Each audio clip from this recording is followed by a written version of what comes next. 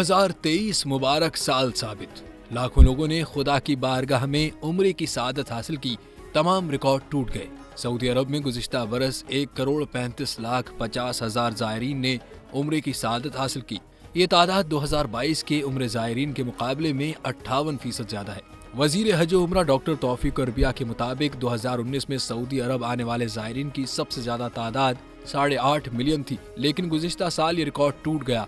Doctor तौफीक ने उम्मीद जाहिर की कि दुनिया भर से आने वाले उम्रा ज़ायरीन की तादाद में हर साल मजीद इजाफा होता जाएगा, जिसे यकीनी बनाने के लिए $1.3 बिलियन से ज़ायद तरक्याती मंसूबों पर काम जारी है।